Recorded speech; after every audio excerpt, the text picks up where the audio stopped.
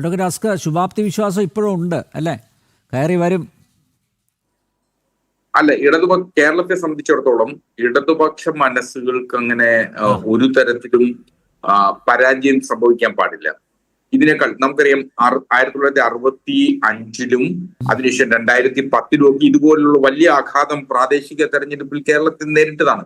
പക്ഷെ അതിനെയൊക്കെ അതിജീവിക്കാൻ ഇടതുപക്ഷത്തിന് അങ്ങനെ അതിജീവിക്കാനായിട്ടുണ്ട് എന്ന് സാഹചര്യമല്ല ഇന്നത്തെ രാഷ്ട്രീയ സാഹചര്യം, അതുകൂടെ മനസ്സിലാക്കണം. അല്ല, ആ സാഹചര്യങ്ങളെയൊക്കെ മാറ്റിമറിക്കാൻ കഴിയും. ഞാൻ അതുകൊണ്ടാണ് പറഞ്ഞത്, വിശ്വാസ സമൂഹത്തെ ഇതിന്റെ ഒരു പ്രശ്നം ശബരിമല അടക്കമുള്ള വിഷയങ്ങളിൽ കേരളത്തിലെ ഭൂരിപക്ഷ സമുദായത്തെ വിശ്വാസത്തിൽ നിൽക്കുന്ന ഇടതുപക്ഷത്തിന് പരാജയം സംഭവിച്ചിട്ടുണ്ട്. ഒരുപക്ഷെ പത്മകുമാറിനെ അടക്കം നടപടികളിൽ തുടക്കത്തിൽ തന്നെ എടുത്തിരുന്നു എങ്കിൽ അതിലൊരു മാറ്റമുണ്ടാകും എന്ന് കരുതുന്ന ഒരാളാണ്. അല്ല, അഡ്വക്കേറ്റ് അസ്കർ, ഈ തിരിച്ചടിയുടെ പശ്ചാത്തലത്തിലെങ്കിലും പത്മകുമാറിനെതിരെ നാളെ നടപടി ഉണ്ടാവുന്ന താങ്കൾ കരുതുന്നുണ്ടോ? അത് ചെയ്യില്ല. കാരണം നോക്കൂ, പത്മകുമാറിനെ പിണക്കാൻ പറ്റില്ല. പത്മകുമാറിനെ പിണക്കിയ പത്മകുമാർ പലതും വിളിച്ചു പറയും.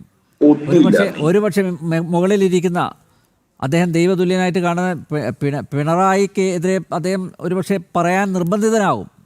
അതുകൊണ്ടാണല്ലോ അദ്ദേഹത്തിനെതിരെ നടപടിയെടുക്കാതെ അദ്ദേഹത്തെ സംരക്ഷിക്കുന്നത്. അതുകൊണ്ടാണല്ലോ. അങ്ങനല്ല, പാർട്ടി ഇക്കാര്യത്തിൽ ഒരു നടപടിയിലേക്ക് പോകും. പക്ഷെ തെരഞ്ഞെടുപ്പ് ഘട്ടമെന്നില്ലെങ്കിൽ അത് വേണ്ട എന്ന ഒരു നിലപാടാണ് പാർട്ടി എടുത്തത് എന്നാണ് എൻ്റെ ഒരു തോന്നൽ. ആ തോന്നലിൽ നിന്നാണ് അത് ചെയ്യാൻ പാടില്ലായിരുന്നു എന്നുള്ളതാണ്. പാർട്ടി എല്ലാ ഘട്ടത്തിലും എടുക്കേണ്ട നടപടികൾ എടുത്തു പോകേണ്ടത് എടുക്കാതിരുന്നതിന്റെ ഒരു പരാജയ ഭാഗം കൂടിയാണ് ഇപ്പോ ഈ കേരളത്തിൽ സംഭവിച്ചിട്ടുള്ളത്. മാത്രമല്ല, 7 എന്ന് പറഞ്ഞ ജില്ലാ പഞ്ചായത്തിലെ വിജയം, അതിൽ 194 സീറ്റ് UDF ഭൂരിപക്ഷമുണ്ട്.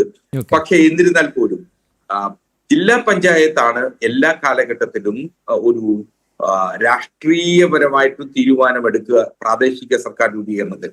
അതിൽ ഒരു പ്രതീക്ഷയാണ് ഇപ്പോഴും ഉള്ളത്. ഇവിടെ പാർട്ടി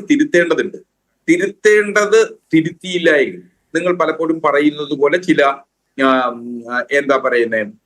ചില പ്രാദേശിക സർക്കാരിന്റെ നേതൃനിരയിലേക്ക് വന്നിട്ടുള്ള നേതാക്കന്മാർക്ക് വന്നിട്ടുള്ള പരാജയം, അവർക്ക് സംഭവിച്ചിട്ടുള്ള ധാർഷ്ട്യം, ഇതൊക്കെ ജനങ്ങൾ വിലയിരുത്തി എന്നുള്ളതാണ് ഈ തെരഞ്ഞെടുപ്പിന്റെ ഏറ്റവും പരമപ്രധാനമായിട്ടുള്ള വിധിയിലൂടെ നാം കടന്നു പോകുമ്പോൾ കാണേണ്ടത്. ആ കാഴ്ചപ്പാടുകളിൽ നിന്ന് വളരെ വ്യത്യസ്തമായി ചിന്തിക്കുക എന്നുള്ളതാണ് പാർട്ടി ഈ ഘട്ടത്തിൽ ചെയ്യേണ്ടത്. മാത്രമല്ല, കേരളത്തിലെ സംസ്ഥാന സർക്കാരിനെ സംബന്ധിച്ചിടത്തോളം വല്ലാത്ത തരത്തിൽ ഇപ്പൊ നേരത്തെ ശ്രീ പത്മനാഭനൊക്കെ വലിയ തോതിൽ അവകാശവാദം ഉന്നയിക്കുന്ന ദില്ലിയെ സംബന്ധിച്ച് തന്നെ പറയാം. ദില്ലി കേന്ദ്ര സർക്കാരും സംസ്ഥാന സർക്കാരും ഒരേപോലെ BJP ഭരിക്കുന്ന ഒരു സ്ഥലമാണ്. പക്ഷെ അവിടെ ശ്വാസം കിട്ടാതെ പിടയുന്ന ജനങ്ങളെയാണ് നമുക്ക് തിരിച്ചറിയാനാവുക.